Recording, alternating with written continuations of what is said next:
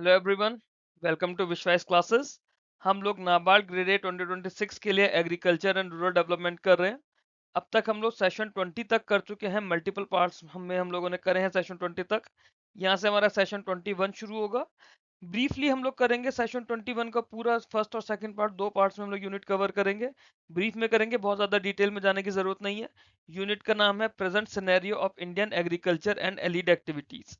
तो more or less में सब कुछ करंट अफेयर्स बेस्ड रहता है, बजट या इकोनॉमी रिलेटेड रहता है या इकोनॉमिक सर्वे रिलेटेड। बट फिर भी कुछ स्टैटिक कॉन्सेप्ट्स हैं, थ्योरेटिकल पार्ट्स है जो हमें just for the sake of completion of syllabus हमें करना पड़ेगा, क्योंकि वी नेवर नो, एक नंबर का क्वेश्चन अगर कहीं से भी आ जाए या फिर डिस्क्रिप्टिव में कुछ ऐसा पूछ लिया जाए जो इसके स्टैटिक पार्ट से रिलेटेड है, तो इसलिए हम टॉपिक कोई भी नहीं छोड़ेंगे। इस यूनिट को करने के बाद हमारा एआरडी में से एग्रीकल्चर का पार्ट कंप्लीट हो जाएगा, सिर्फ फिशरीज हमारा बचा हुआ है। और उसके बाद हम लोग रूरल डेवलपमेंट करना शुरू करेंगे। रूरल डेवलपमेंट की 3 यूनिट्स रहेंगी, तो वो भी ऐसे ही हमारे जल्दी हो जाएगा। अगर अब तक आप लोग मेरे साथ टेलीग्राम पर कनेक्ट नहीं हुए हैं तो ये मेरा टेलीग्राम का चैनल है, नाबार्ड GRA डाल के आप विदाउट एनी स्पेस सर्च करेंगे, आप लोगों को मेरा चैनल मिल जाएगा, इसे आप लोग ज्वाइन कर लीजिएगा। और ये मेरा टेलीग्राम का ग्रुप है, नाबार्ड ग्रेड ए डाल के सर्च करेंगे टेलीग्राम पर विदाउट एनी स्पेस, आप लोगों को टेलीग्राम का ग्रुप मिल जाएगा। ये हम लोगों का सिलेबस है इस यूनिट का। Present scenario of Indian agriculture and allied activities हम लोग कर रहे हैं, जिसमें recent trends, major challenges in agriculture, measure to enhance viability और factors of production in agriculture, ये हम लोग फर्स्ट पार्ट में करेंगे। सेकंड पार्ट में हम लोग एग्रीकल्चर फाइनेंस और मार्केटिंग से बात करेंगे, इम्पैक्ट ऑफ ग्लोबलाइजेशन करेंगे, फूड सिक्योरिटी के इश्यूज करेंगे और फार्म मैनेजमेंट के बारे में समझेंगे। दो पार्ट में हम लोग ये वाली यूनिट कंप्लीट कर लेंगे। उसके बाद हम लोग नेक्स्ट यूनिट में हम लोग रूरल डेवलपमेंट शुरू करेंगे। अगर हम present scenario of Indian agriculture और एलिड एक्टिविटीज की बात करें, तो सबसे पहले हम इकोनॉमी में एग्रीकल्चर की स्ट्रक्चरल पोजीशन को समझने की कोशिश करते हैं। जो एग्रीकल्चर और एलिड एक्टिविटीज हैं, ये इंडियन इकोनॉमी की सेंट्रल पोजीशन पर रहते हैं, जो कि जीडीपी का करीब करीब 16% के अप्रोक्सीमेटली हम लोगों को देते हैं। और 16% जीडीपी हमारा 45 से 46% ऑफ द पॉपुलेशन को सपोर्ट करता है। दैट मीन्स काफी ज्यादा स्ट्रक्चरल इम्बेलेंस है, जहां पे लार्ज प्रोपोर्शन ऑफ वर्कफोर्स है हमारी उस सेक्टर पे डिपेंड करती है जिसकी एडिशन या वैल्यू एडिशन और प्रोडक्टिविटी से 16% है। ये जो एग्रीकल्चर और एलिड एक्टिविटीज का सेक्टर है, ये हमारी फूड सिक्योरिटी के लिए, न्यूट्रिशनल सिक्योरिटी के लिए जरूरी है, रूरल एम्प्लॉयमेंट जनरेशन के लिए जरूरी है और stability of the overall economy के लिए जरूरी है। ग्रोथ परफॉर्मेंस की बात करें तो इकोनॉमिक सर्वे 2025-26 में जो कुछ बताया गया वो ये था कि जो एग्रीकल्चर और एलिट सेक्टर है, इन्होंने 3.35% की ग्रोथ रिकॉर्ड करी है फाइनेंशियल ईयर 2025-26 में। और ऐसा क्यों? क्योंकि फेवरेबल मॉनसून कंडीशंस रही हैं, पॉलिसी इंटरवेंशंस रहे हैं। जितना ज्यादा जरूरी मॉनसून रहता है, उतनी ही ज्यादा जरूरी governance, that means policy interventions भी होते हैं। पिछले एक डिकेड के अंदर देखा गया कि सेक्टर जो है, सेक्टर ने moderate but stable growth register करी है, जिसका एवरेज करीब 4 से 4.5% है। दैट मीन्स रेजिलियंस काफी अच्छी है with respect to the other sector. Significant trend ये है कि जो इंक्रीजिंग कंट्रीब्यूशन है एलिड एक्टिविटीज का, जैसे लाइव स्टॉक सेक्टर ने करीब करीब 7% ग्रोथ करी है, फिशरी सेक्टर ने करीब करीब 8 से 9% ग्रोथ करी है, क्रॉप सेक्टर ने भी काफी हद तक 3 से 3.5% की ग्रोथ करी है। इस ट्रेंड के थ्रू हमें यही पता चलता है कि एक ग्रेजुअल शिफ्ट हो रहा है क्रॉप सेंट्रिक ग्रोथ से एलीट सेक्टर लेड ग्रोथ तक। मतलब कि सिर्फ और सिर्फ क्रॉप पर डिपेंडेंट नहीं है, जो एलीट सेक्टर है उन पर भी डिपेंडेंस बढ़ती जा रही है। प्रोडक्शन ट्रेंड्स और डाइवर्सिफिकेशन की अगर बात करें तो इंडिया ने सेल्फ सफिशिएंसी हासिल कर चुका है इंडिया फूड ग्रेन प्रोडक्शन में। और जो टोटल फ्रूट ग्रेन आउटपुट है हमारा, वो पिछले कुछ सालों में अपने आप में रिकॉर्ड लेवल्स तक पहुंच गया है।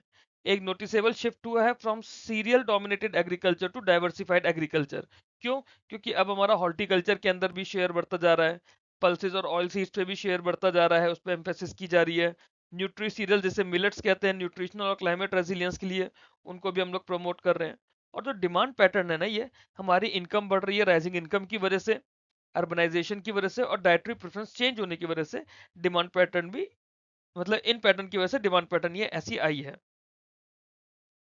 अगर हम एलिट सेक्टर की बात करें, जो हमारा लाइफ स्टॉक है, डेयरीज है, फिशरीज है, पोल्ट्री है, वो मेजर ड्राइवर निकल कर आए हैं एग्रीकल्चर ग्रोथ और इनकम स्टेबिलिटी के। क्योंकि एक तो ऐसे रेगुलर और सप्लीमेंट्री इनकम है, क्योंकि जो एग्रीकल्चर इनकम है वो तो सीजनल है, उसके बाद भी अ, उसमें फ्लड्स आ गए, ड्रॉट आ गया, कुछ ऐसा हो गया, तो क्रॉप इनकम तो हमारी सीजनल होती है, बट इसमें सप्लीमेंट्री इनकम आ जाती है जो एलाइड एक्टिविटीज है। फिर employment opportunities specially rural areas में वो यहाँ पर बढ़ती हैं। न्यूट्रिशनल सिक्योरिटी बढ़ती है। क्यों? क्योंकि ये primarily protein rich food supply करते हैं। फिशरी सेक्टर की भी अगर बात करें तो उसमें रैपिड एक्सपेंशन आया है। फिशरी से कौन सा रेवोल्यूशन रिलेटेड है, आप लोग मेरे को कमेंट बॉक्स में बताएंगे। और इसका कंट्रीब्यूशन जो है हमारे एक्सपोर्ट और फॉरेन एक्सचेंज अर्निंग में काफी अच्छा रहा है। डेयरी सेक्टर की बात करें तो इंडिया हमारा लार्जेस्ट मिल्क प्रोड्यूसर है ग्लोबली। ठीक है, India is the largest milk producer globally, playing a vital role in rural livelihood and women empowerment. Union budget 2026-27 के अंदर भी एलाइड सेक्टर को या एलीट सेक्टर को स्ट्रेंथनिंग करने की बात की गई है। टेक्नोलॉजिकल ट्रांसफॉर्मेशन और मॉडर्नाइजेशन हुआ है इंडियन एग्रीकल्चर के अंदर, ग्रेजुअल ट्रांसफॉर्मेशन हुआ है तरह तरह के अडॉप्शन से, जैसे फार्म मैकेनाइजेशन हुआ जिसमें ट्रैक्टर्स आए, हार्वेस्टर्स आए, प्रिसीजन टूल्स आए। फिर डिजिटल एग्रीकल्चर टेक्नोलॉजीज आई जैसे mobile based advisory, data driven farming, AI और रिमोट सेंसिंग टूल्स है। बजट 2026-27 के अंदर जो पॉलिसी इनिशिएटिव्स बताए गए जैसे कि एग्रीस्टैक और डिजिटल प्लेटफॉर्म को इंटीग्रेट करना, टेक्नोलॉजी इनेबल्ड एडवाइजरी सर्विसेज को प्रमोट करना, रिसर्च एक्सटेंशन लिंकेजेस को स्ट्रेंथन करना, मार्केट ओरिएंटेशन पर और एग्रीकल्चर एक्सपोर्ट पर अगर बात करें तो इंडिया का जो एग्रीकल्चर है वो इंक्रीजिंगली मार्केट ओरिएंटेड होता जा रहा है, एक्सपोर्ट ड्रिवन होता जा रहा है। जो एग्रीकल्चर एक्सपोर्ट्स है हमारे, they have shown study performance with a focus on horticulture produce, spices and marine products. तो एग्रीकल्चर एक्सपोर्ट्स में हमारा हॉर्टिकल्चर प्रोडक्ट्स, स्पाइसेस और मैरीन प्रोडक्ट ज्यादा अच्छा मतलब ज्यादा अच्छा इनका रिजल्ट आ रहा है। एक ग्रोइंग एम्फेसिस हो गई on value addition and agro processing. Value addition और एग्रो प्रोसेसिंग हम पीछे भी कई बार समझ चुके हैं कि आपका आलू है, आलू 10 रुपए का 1 किलो है, उसी आलू के आपने चिप्स बनाकर बेच दिए तो आप 10 रुपए में 100 ग्राम चिप्स बेच रहे हो। दैट मीन्स जो 10 रुपए में 1 किलो था, अब उस 1 किलो की वैल्यू इस हिसाब से 100 रुपए हो गई। तो ये आपका वैल्यू एडिशन हो गया। आपने क्या करा, आपने सिर्फ आपके एग्रीकल्चर प्रोड्यूस को प्रोसेस कर दिया। Policy orientation and institutional support भी बहुत ज़्यादा ज़रूरी होता है इसमें। जैसे हमारी इनकम सेंट्रिक एग्रीकल्चर पे बात कर रहे हैं rather than production centric, farmer producer organisations को हम लोग प्रमोट कर रहे हैं, कॉपरेटिव्स को प्रमोट कर रहे हैं, क्रेडिट इंश्योरेंस और इरिगेशन इंफ्रास्ट्रक्चर का एक्सपेंशन कर रहे हैं। यूनियन बजट 2026-27 ने भी एग्रीकल्चर को की ग्रोथ इंजन के अंदर माना है। और जो एम्फेसिस बोला है वो हाई वैल्यू क्रॉप्स पे, एलीट सेक्टर के डेवलपमेंट और agri startups and rural entrepreneurship पर बोला गया है। ओवरऑल जो इंडियन एग्रीकल्चर का स्ट्रक्चर है वो ट्रांसफॉर्म हो रहा है, और इस ट्रांसफॉर्म को कैरेक्टराइज करने के लिए जो सब्सिस्टेंस से कॉमर्शियल एग्रीकल्चर की तरफ ट्रांजिशन हो रहा है, या फिर जो इनकम डाइवर्सिफिकेशन हो रहा है या वैल्यू एडिशन हो रहा है, या ग्रेटर इंटीग्रेशन है विद मार्केट्स एंड टेक्नोलॉजी, इन सब चीजों की वजह से हमें ओवरऑल स्ट्रक्चरल ट्रांसफॉर्मेशन देखने के लिए मिलता है। ये उसे कैरेक्टराइज करते हैं। इंडियन एग्रीकल्चर के अगर मेजर चैलेंजेस की हम लोग बात करें तो मेजर चैलेंजेस के टर्म में सबसे पहले हमारे स्ट्रक्चरल चैलेंजेस हैं। स्ट्रक्चरल चैलेंजेस की अगर बात करें तो जो स्मॉल और मार्जिनल लैंड होल्डिंग्स हैं, तो 85% से ज्यादा हमारे स्मॉल और मार्जिनल लैंड होल्डिंग्स हैं, which continues to constrain agriculture productivity and profitability. फिर फ्रेगमेंटेशन ऑफ लैंड है जिसकी वजह से इकोनॉमिक ऑफ स्केल नहीं है, मैकेनाइजेशन लिमिटेड है और एफिशिएंट रिसोर्स यूटिलाइजेशन होता है। प्रोडक्टिविटी एंड एफिशिएंसी कंस्ट्रेंट्स हैं। एग्रीकल्चर प्रोडक्टिविटी काफ़ी सारे क्रॉप्स की हमारे यहाँ जो ग्लोबल स्टैंडर्ड के कंपैरेटिवली लो रहती है, जिससे ये पता चलता है कि इनपुट यूजर टेक्नोलॉजी अडॉप्शन में हम लोग अभी भी कहीं ना कहीं पुअर हैं, या फिर हम लोग इनएफिशिएंट हैं। क्यों? क्योंकि हम लोग यूज नहीं करते हैं। There exist a significant gap between potential yield and actual yield, particularly in rainfed areas. Climate and environmental challenge की बात करें तो इंडिया का जो एग्रीकल्चर है मानसून रेनफॉल पर डिपेंड करता है। That means it is vulnerable to climatic uncertainties. Increasing frequency of extreme weather event जैसे कि ड्रॉट्स आ रहे हैं, फ्लड्स आ रहे हैं, हीट वेव्स आ रही हैं, ये हमारे प्रोडक्शन को या प्रोडक्टिविटी को भी अलग तरीके से, नेगेटिव तरीके से अफेक्ट करती हैं। एनवायरमेंटल कंसर्न जैसे कि सॉइल डिग्रेडेशन है, ग्राउंड वाटर डिप्लीशन है, लॉस ऑफ बायोडाइवर्सिटी है, इस सबसे जो सस्टेनेबिलिटी है वो और ज्यादा रिस्की हो जाती है, फिर दिक्कत में आ जाती है। फिर इनकम इनस्टेबिलिटी और प्राइस वॉलेटिलिटी है। जो फार्मर्स हैं वो काफ़ी ज़्यादा अनस्टेबल और लो इनकम को फेस करते हैं। प्राइमरी क्यों? क्योंकि प्राइस फ्लक्चुएशन और मार्केट इनएफिशिएंसीज होती हैं। जो इंटरमीडियरीज हैं वो फार्मर्स का शेयर फाइनल कंज्यूमर प्राइस के हिसाब से काफ़ी कम रखते हैं। इनपुट कॉस्ट जब हमारी अनसर्टेन आउटपुट प्राइसेस के साथ कंबाइन होती है तो it contributes to agrarian distress. Institutional और क्रेडिट कंस्ट्रेंट्स है कि हमारे पास इतना एक्सपेंशन हम लोग करने की कोशिश कर रहे हैं इंस्टीट्यूशनल क्रेडिट की, still many farmers still face limited access to formal financial services। हम लोग इन हम लोग इनफॉर्मल सोर्सेज जैसे जो इनफॉर्मल सोर्सेज ऑफ क्रेडिट होते हैं उस पर डिपेंड करते हैं, जो गांव के साहूकार वगैरह लोग होते हैं जो बहुत ज्यादा हाई इंटरेस्ट पे लोन देते हैं। इनएडुकेट पेनिट्रेशन है क्रॉप इंश्योरेंस स्कीम्स का, जिसकी वजह से रिस्क कवरेज भी कम रहता है। मार्केटिंग और सप्लाई चेन इनएफिशिएंसीज की अगर बात करें, एग्रीकल्चर मार्केट को कंस्ट्रेन करने के लिए हमारे पास क्या चीजें हैं, जैसे इनएडुकेट कोल्ड और मतलब हमारे पास इनएडुकेट स्टोरेज और कोल्ड चेन इंफ्रास्ट्रक्चर है। लॉजिस्टिक्स हमारे वीक है, ट्रांसपोर्टेशन सिस्टम हमारा वीक है। इनएफिशिएंसीज हमारी मार्केट लिमिट, प्राइस डिस्कवरी और कंपटीशन उनके अंदर ही दिख जाती हैं। जो रेगुलेटेड मार्केट्स के अंदर जो इनएफिशिएंसीज हैं वो प्राइस डिस्कवरी और कंपटीशन को लिमिट कर देती हैं। टेक्नोलॉजिकल एंड डिजिटल डिवाइड की बात करें तो एडवांस टेक्नोलॉजी जो है काफ़ी ज़्यादा अनइवन है, स्पेशली हमारे स्मॉल और मार्जिनल फार्मर्स के बीच में। लिमिटेड डिजिटल लिटरेसी है, इंफ्रास्ट्रक्चर है लिमिटेड। दैट मीन्स एक डिजिटल डिवाइड ऑटोमेटिकली हो जाता है। एक डिजिटल डिवाइड ऑटोमेटिकली हो जाता है।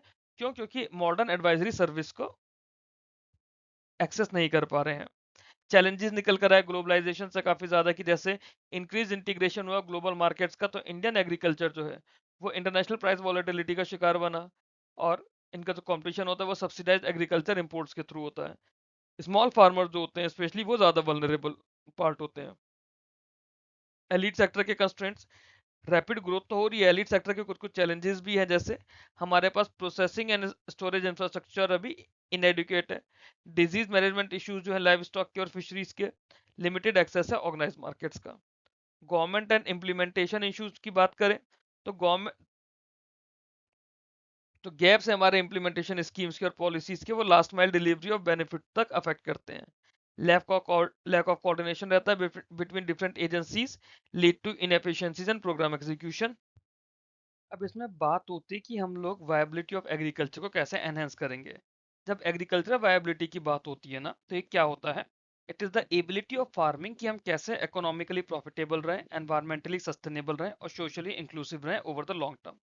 जब प्रोडक्टी एन अब इसके अंदर प्रोडक्टिविटी एनहेंसमेंट मेजर्स आते हैं, अलग अलग मेजर्स आते हैं। जैसे सबसे पहला है कि हम इंप्रूव टेक्नोलॉजी को यूज करें, उसको अडॉप्ट करें।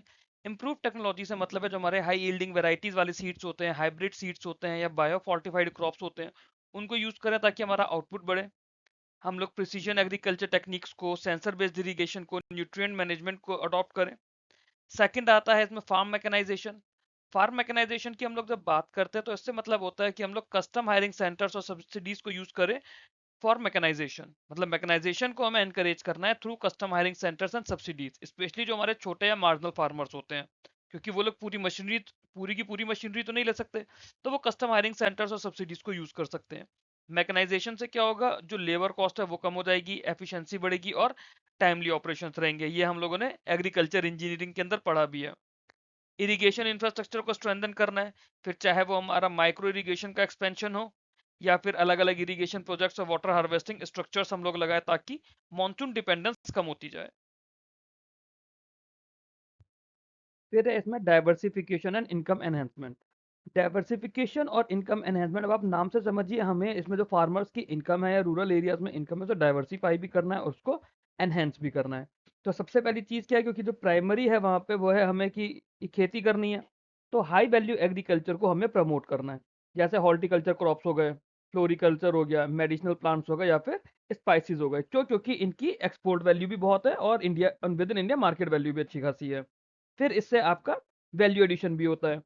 न्यूट्रीसेरल्स में हमें फोकस करना है, न्यूट्रिशनल सिक्योरिटी के लिए भी, क्लाइमेट रेजिलियंस के लिए भी, जैसे मिलेट्स।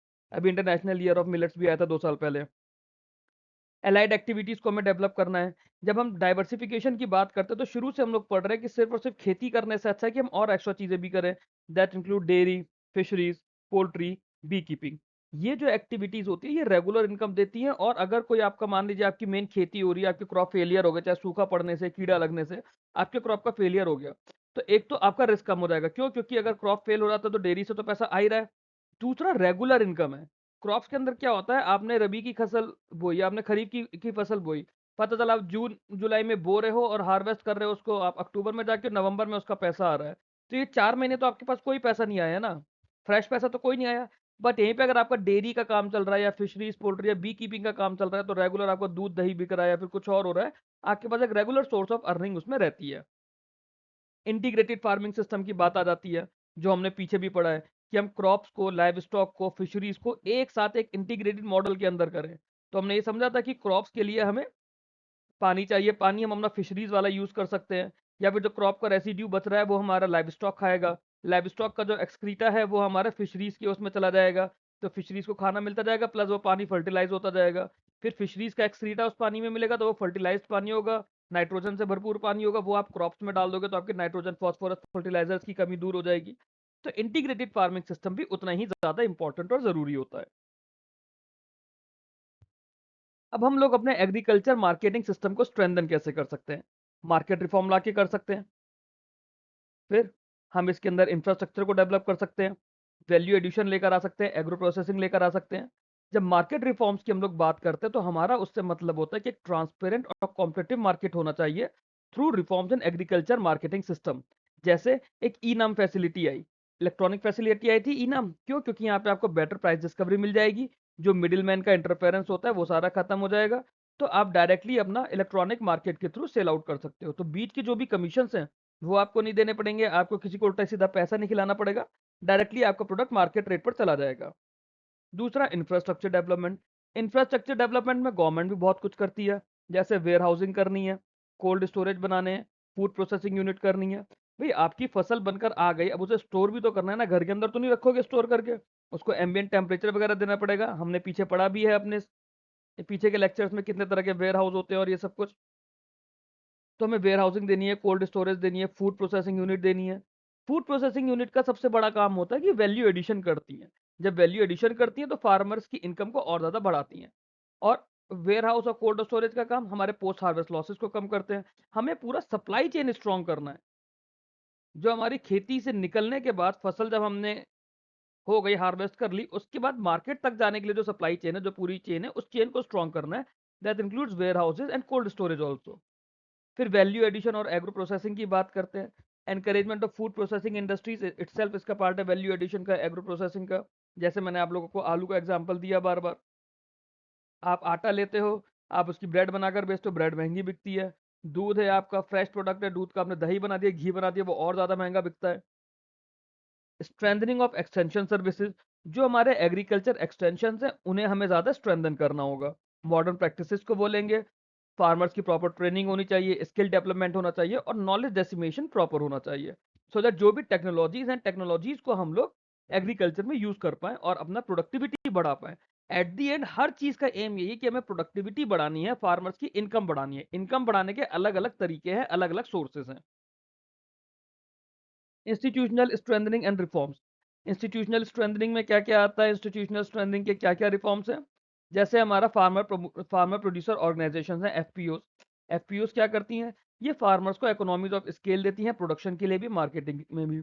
इकोनॉमीज ऑफ स्केल मैंने पीछे भी आप लोगों को समझाया था कि मान लीजिए आप 10 किलो गेहूं ले जाकर या फिर 10 किलो आलू ले जाकर बेच रहे हो एज अ सिंगल फार्मर, आपकी मार्केट में उतनी वर्थ नहीं है। और अगर आप 500 किलो आलू लेकर जा रहे हो 25-30 फार्मर इकट्ठा होकर, तो आपके आलू की वर्थ ज़्यादा हो जाएगी, क्योंकि जो भी खरीदने वाले हैं, मान लो कोई भी कंपनी खरीद रही है, आईटीसी खरीद रही है से फॉर एग्जांपल, या चलो किसी कंपनी का नाम लेते हैं, एक्स वाई जी कोई कंपनी है, उसको वो आलू के चिप्स बनाती है, उसे आलू चाहिए तो वो आपसे 10 किलो आलू नहीं लेगी, बट अगर आप 500 किलो आलू दोगे तो वो लेना प्रेफर करेगी। तो वो इकोनॉमीज ऑफ स्केल आता है। अगर हमारे एफपीओस के थ्रू हम जाते हैं तो हमें प्रोडक्शन में और मार्केटिंग में इकोनॉमीज ऑफ स्केल मिलता है। इससे क्या होता है? इससे कलेक्टिव बार्गेनिंग पावर आती है और मार्केट्स का एक्सेस होता है। Strengthening cooperative. स्ट्रेंथनिंग कोऑपरेटिव से हमारा मतलब होता है जो कोऑपरेटिव इंस्टीट्यूशंस हैं। अब एग्रीकल्चर में तरह तरह के कोऑपरेटिव इंस्टीट्यूशंस हैं। एक तो हमारे क्रेडिट के हो गए जो लोन देते हैं फार्मर्स को, दूसरे इनपुट सप्लाई के हो गए जैसे फर्टिलाइजर्स के लिए हैं, तीसरे मार्केटिंग सपोर्ट के हो गए जो आपको मार्केटिंग का सपोर्ट देते हैं। अब मार्केटिंग सपोर्ट के लिए कुछ कोऑपरेटिव है, जैसे नाफेड है, ए पेड़ा है, एम पेड़ा है ना, इनके नाम मैंने आपको अलग अलग टाइम पर बताए हैं, करंट अफेयर्स में भी आप लोगों को कराया है। इनपुट सप्लाई के लिए जैसे इफ्को हो गया, या सीड वाली फर्टिलाइजर्स हो गई, तो ये आपके इनपुट सप्लाई के लिए हो। क्रेडिट के लिए आपकी जो भी कोऑपरेटिव सोसाइटीज हैं, क्रेडिट कोऑपरेटिव सोसाइटीज हैं, कोऑपरेटिव बैंक्स हैं, तो ये सारे आपके इन कोऑपरेटिव्स को स्ट्रेंथन करना है, सो दैट उनको क्रेडिट मिल पाए, इनपुट्स मिल पाए, मार्केटिंग का सपोर्ट मिल पाए। लैंड रिफॉर्म एंड कंसोलिडेशन, ये बहुत ज़्यादा ज़रूरी है कि लैंड कंसोलिडेशन करना ज़रूरी है और लीजिंग रिफॉर्म्स को इंप्रूव करना ज़रूरी है, ताकि हमारी ऑपरेशनल एफिशिएंसी अच्छी हो जाए। फिर है enhancing agriculture financial and risk management. जो एग्रीकल्चर का फाइनेंस है, रिस्क मैनेजमेंट है, उसे एनहेंस करना है। रिस्क मैनेजमेंट से हमारा सबसे मतलब होता है जैसे हम इंश्योरेंस करते हैं। एग्रीकल्चर फाइनेंस से मतलब होता है जो हमारा इंस्टीट्यूशनल क्रेडिट जाता है एग्रीकल्चर के सेक्टर में। जैसे हमें अफोर्डेबल और टाइमली क्रेडिट फैसिलिटीज होनी चाहिए फार्मर्स के लिए थ्रू बैंक्स और फाइनेंशियल इंस्टीट्यूशंस। अब तो माइक्रो फाइनेंस भी जा रहा है इसमें। किसान क्रेडिट कार्ड आ गया है, डिजिटल लैंडिंग प्लेटफॉर्म्स हैं अलग अलग, कि उन लोगों को लोन मिल पाए। क्रॉप इंश्योरेंस और रिस्क मिटिगेशन की बात करते हैं, तो क्रॉप इंश्योरेंस को हमें ज़्यादा स्ट्रेंथनिंग करनी होगी सो दैट फार्मर्स को वेदर रिस्क और प्राइस रिस्क से प्रोटेक्शन मिले और better weather based advisory system मिले। रिस्क मिटिगेशन के अंदर आता है कि फार्मर्स को सबसे बड़ा रिस्क क्या है, वेदर और क्लाइमेट रिलेटेड तो है। तो बेटर अगर उन्हें बेटर वे में वेदर बेस्ड एडवाइजरी सिस्टम्स हमारे पास हों जो बेटर एडवाइजरी देते रहें, टाइमली एडवाइजरी देते रहें और एक्यूरेट हो, जितनी ज़्यादा से ज़्यादा एक्यूरेसी पॉसिबल हो उतना एक्यूरेट हो। किसानों को अगर पता है कि 10 दिन बाद बारिश होने वाली है तो उन्हें पता है उन्हें अपना बीज कब बोना है, उन्हें पता है फर्टिलाइजर कब कैसा लगाना है। उन्हें अगर दिख जाता है कि जी 15 दिन में एक कीड़ा लगने वाला है पेड़ पौधों में, इस तरह का मौसम बन रहा है, इस तरह के मूवमेंट्स बन रहे हैं कि पेड़ पौधों में कीड़ा लग सकता है, बाहर से कीड़ा आ सकता है, तो वो उस तरह से प्रोटेक्शन मेजर्स लेकर आ सकते हैं। इस सस्टेनेबल एग्रीकल्चर को प्रमोट करना है। प्रमोशन ऑफ सस्टेनेबल एग्रीकल्चर के अंदर क्या होता है, जो हमारे रिसोर्सेज है हमें वो कंजर्व करना है। Adoption of integrated nutrient management, integrated pest management, conservation agriculture. तो जो भी रिसोर्सेज है हमारी, चाहे न्यूट्रिशन हो, वाटर हो, सॉइल हो, वो कंजर्व करके रखना है। Organic and natural farming, organic farming को, नेचुरल फार्मिंग को हमें प्रमोट करना है सो दैट हम केमिकल फर्टिलाइजर्स यूज ना करें ज़्यादा, ताकि सॉइल की हेल्थ भी लॉन्ग टर्म के लिए बनी रहे, एनवायरमेंटल सस्टेनेबिलिटी भी बनी रहे। क्लाइमेट रेजिलिएंट एग्रीकल्चर हमें करना है। Drought resistant, flood tolerant crop varieties को हम लोग यूज करेंगे, उस तरह से खेती करेंगे सो दैट हमारे लॉसेस कम हो जाए और सस्टेनेबल एग्रीकल्चर को हम लोग प्रमोट कर पाए। फिर है टेक्नोलॉजिकल और digital intervention. Technological digital intervention आज के टाइम में बहुत ज़्यादा ज़रूरी हो रहा है। जैसे एग्री स्टैक बनाया या डिजिटल फार्मर डेटाबेस बनाया सो दैट एक टारगेटेड सर्विस डिलीवरी की जा पाए। आईसीटी टूल्स को यूज़ करना है, फिर चाहे वो वेदर फोरकास्टिंग से रिलेटेड हो, क्रॉप एडवाइजरी से रिलेटेड हो, मार्केट इन्फॉर्मेशन से रिलेटेड हो। तो जिस भी तरह से हम लोग टेक्नोलॉजी को यूज़ करके हमारे एग्रीकल्चर इकोसिस्टम को और बेटर कर सकते हैं, वो हमें करना है। इसमें एक चीज़ और, डिजिटल डिवाइड हमें खत्म करना है। जो पुअर इंफ्रास्ट्रक्चर है इंटरनेट का, नेटवर्किंग का, वो हमें खत्म करके वो हमें और स्ट्रेंथन करना है। आर्टिफिशियल इंटेलिजेंस और डेटा ड्रिवन फार्मिंग का टाइम चल रहा है। एआई को यूज करना है, रिमोट सेंसिंग को यूज करना है, ड्रोन्स को यूज यूज करना है, क्योंकि ड्रोन्स वगैरह से, रिमोट सेंसिंग वगैरह से हम लोग क्रॉप की बेटर मॉनिटरिंग कर पाते हैं, यील्ड को एस्टिमेट कर पाते हैं और प्रिसाइज इनपुट एप्लीकेशन कर पाते हैं। अब इस चीज पर एक डिस्क्रिप्टिव आंसर बनता है हमारा, role of artificial intelligence in modern agriculture या इन प्रेजेंट डे एग्रीकल्चर, या फिर how present day agriculture can be strengthening using artificial intelligence. तो जब हम लोग डिस्क्रिप्टिव आंसर्स करेंगे वहां पे हम लोग इस पर्टिकुलर क्वेश्चन पे बात करेंगे। पॉलिसी और गवर्नेंस मेजर्स। अब अपर लेवल पर भाई आपके किसानों का काम हो गया, सरकारी लेवल पर, एडमिनिस्ट्रेटिव लेवल पर क्या चाहिए, वहां पे तो हमें बेटर पॉलिसी चाहिए, बेटर गवर्नेंस के मेजर्स चाहिए। तो वहां पर इसका रोल आ जाता है। फार्मर्स को बेटर इनकम सपोर्ट मिले, वेलफेयर मेजर्स रहे, डायरेक्ट इनकम सपोर्ट स्कीम्स होनी चाहिए जैसे पीएम किसान स्कीम है। एग्री एंटरप्रेन्योरशिप पे फोकस करना पड़ेगा हमें, जैसे एग्री स्टार्टअप्स को हम लोग प्रमोट कर रहे हैं, रूरल एंटरप्राइजेस बढ़ रही हैं, इनोवेशन इकोसिस्टम लेकर आ रहे हैं। इंटीग्रेटेड पॉलिसी अप्रोच होनी चाहिए। सेंट्रल गवर्नमेंट को, स्टेट गवर्नमेंट को और जो बाकी पब्लिक और प्राइवेट स्टेक होल्डर्स हैं उन्हें मिलके आपस में कोऑर्डिनेटेड एफर्ट्स के साथ काम करना पड़ेगा। ग्लोबल कॉम्पिटिटिवनेस होनी चाहिए, एक्सपोर्ट प्रमोशन हमें करना है, जैसे ए पेड़ा, एम पेड़ा और नाफेड, इन सब के थ्रू हम लोग ग्लोबल कंपटीशन में जा रहे हैं। जैसे आपने जब स्कीम्स करी थी तो हमने देखा था कैसे हम मिजोरम की जिंजर को एक्सपोर्ट मार्केट के अंदर लेकर आ रहे हैं, और अरुणाचल की कीवी को लेकर आ रहे हैं, त्रिपुरा के क्वीन पाइनएप्पल को लेकर आ रहे हैं। इन्हें ब्रांड बनाया जा रहा है। ब्रांड क्यों बनाया जा रहा है कि ग्लोबली हमारे प्रोडक्ट जाएं, हमारा एक्सपोर्ट बढ़े, फार्मर्स की इनकम बढ़े और हमारा फॉरेन इंपोर्ट्स पे भी वो कम हो जाए, जो रिलायंस होता है। Inclusive development measures, inclusive development भी जरूरी है। ये भी ना हो कि खाली बड़े बड़े किसानों को फायदा हो, जो स्मॉल और मार्जिनल फार्मर्स हैं। जैसे आप देखो प्रायोरिटी सेक्टर लैंडिंग में भी हम लोग जब बात करते हैं तो उसमें एग्रीकल्चर लोन्स में अलग से स्मॉल एंड मार्जिनल फार्मर्स की हमने कैटेगरी बनाई हुई है। वुमेन फार्मर्स हो गए, रूरल यूथ हो गए, उन सबको लेकर चलना है और जो क्रेडिट टेक्नोलॉजी मार्केट्स हैं उसका एक्सेस उन्हें मिल पाए। ये नहीं हो कि सिर्फ जो बड़े बड़े लैंड होल्डर्स है सिर्फ उन्हीं को मिले। हर कैटेगरी के लोगों को, मतलब हर तबके का जो किसान है, फिर चाहे वो वहाँ का युवा हो, वहाँ के लेडीज हो, वहाँ के छोटे किसान हो, सबको फैसिलिटीज मिल पाए। फैक्टर्स ऑफ प्रोडक्शन क्या क्या है हमारी एग्रीकल्चर में। जब हम लोग फैक्टर्स ऑफ प्रोडक्शन की बात करते हैं तो उसमें क्या क्या चीज़ होती है, सबसे पहले तो ज़मीन चाहिए। खेती करने के लिए जमीन चाहिए ना सबसे पहले, उसके बाद हमें लोग चाहिए उस पर काम करने के लिए। जमीन भी है, लोग भी है। अब हमें क्या चाहिए? अब हमें एक कैपिटल चाहिए भाई, उसके लिए बीज लेकर आने हैं, फर्टिलाइजर लेकर आने हैं, मशीनरी लेकर आनी है, तो हमें कैपिटल चाहिए। उसके बाद हमारे पास एंटरप्रेन्योरशिप स्किल्स होने चाहिए कि भाई मैनेजमेंट भी उसे करना है, हमें अपने खेत को भी मैनेज करना है, उसकी फसल को बेचना भी है। तो फैक्टर ऑफ प्रोडक्शन जो है एग्रीकल्चर के अंदर, वो एसेंशियल इकोनॉमिक रिसोर्सेज होते हैं जो कि एग्रीकल्चर गुड और सर्विसेज को प्रोड्यूस करने के लिए यूज होता है, जैसे कि लैंड, लेबर, कैपिटल और एंटरप्रेन्योरशिप या फिर मैनेजमेंट। एग्रीकल्चर प्रोडक्शन जो है हाईली डिपेंडेंट होता है on efficient combination and coordination of these factors. ठीक है। एज क्योंकि कोई भी फैक्टर में अगर इनएफिकेसी हो जाती है तो ओवरऑल प्रोडक्टिविटी को वो अफेक्ट करता है। Unlike industry, agriculture factors significantly influence होते हैं नेचुरल कंडीशन से, सीजन से, बायोलॉजिकल प्रोसेस से, जिसकी वजह से उनका मैनेजमेंट ज्यादा कॉम्प्लेक्स और अनसर्टेन हो जाता है। लैंड की जब बात करते हैं एज फैक्टर ऑफ प्रोडक्शन, तो लैंड हमारा फाउंडेशन है एग्रीकल्चर प्रोडक्शन के अंदर।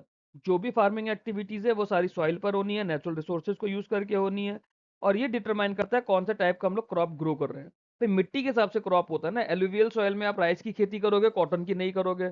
ब्लैक सॉइल में आप कॉटन की खेती करोगे, राइस और वीट की उतनी ज्यादा नहीं करोगे। पहाड़ों पे जाके आप वीट की खेती ना करके आप फलों की खेती करोगे, फूलों की खेती करोगे। तो लैंड पे आपका डिपेंड करता है कि किस टाइप का आप क्रॉप ग्रो कर रहे हो, उस लैंड में प्रोडक्टिविटी लेवल्स कैसे हैं, क्रॉपिंग पैटर्न कैसा है, और फर्टिलिटी, और उसकी फर्टिलिटी, क्लाइमेट और टोपोग्राफी पे भी ये सब कुछ डिपेंड करेगा लैंड के साथ साथ।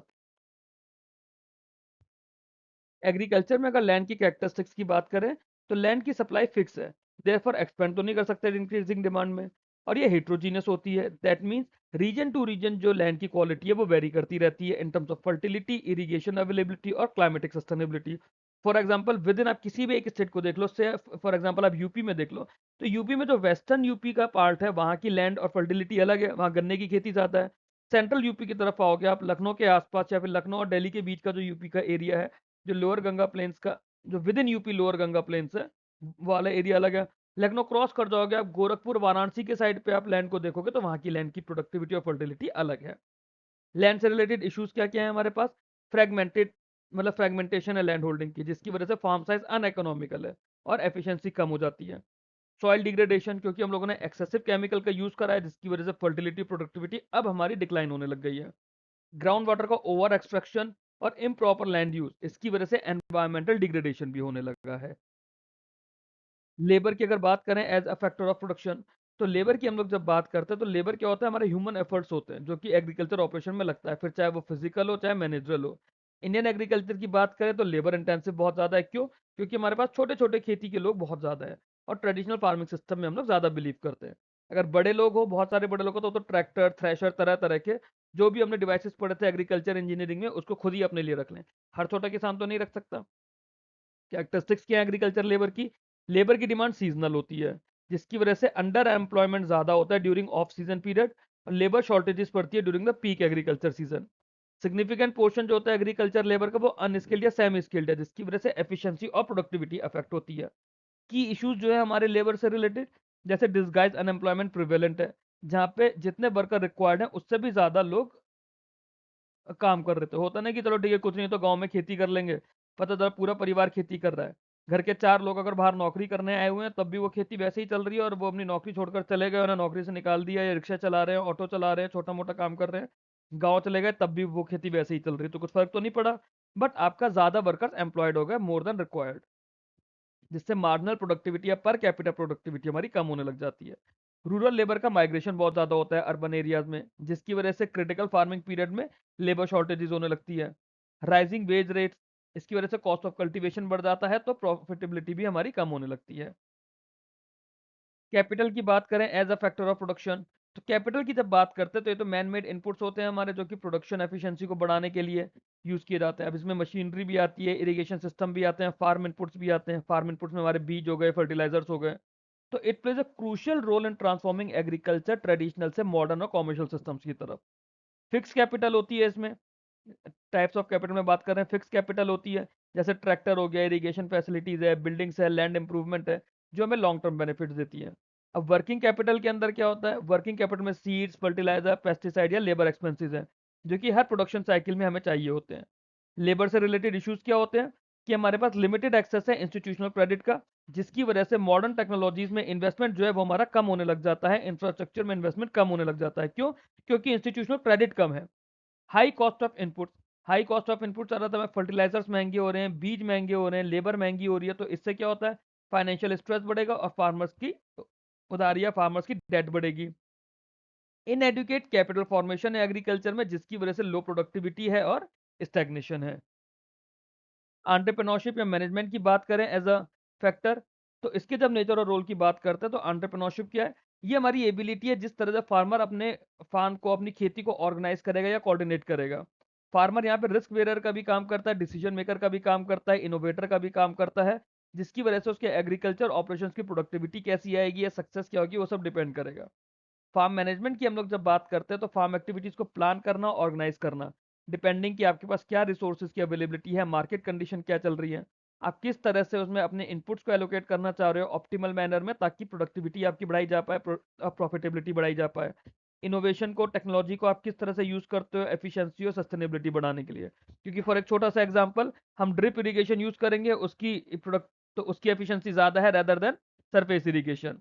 इश्यूज जो होते हैं रिलेटेड टू मैनेजमेंट, सबसे पहली चीज तो ये है कि इंफॉर्मेशन ही नहीं है, एक्सटेंशन सर्विसेज की एक्सेस ही नहीं है, जिसकी वजह से इन्फॉर्म डिसीजन नहीं ले पाते।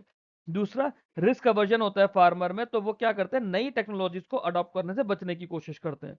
उन्हें ऐसा लगता है कि इसमें बिना मतलब पैसा जा रहा है, आउटपुट पता नहीं। क्योंकि जो ट्रेडिशनल वे से हम लोग काम करते चले आ रहे हैं, हमें उसकी नॉलेज ज्यादा है, उसका आइडिया हम लोगों को ज्यादा रहता है। और ये हमारे जितने भी फैक्टर्स हैं वो सारे आपस में इंटर रिलेटेड होते हैं।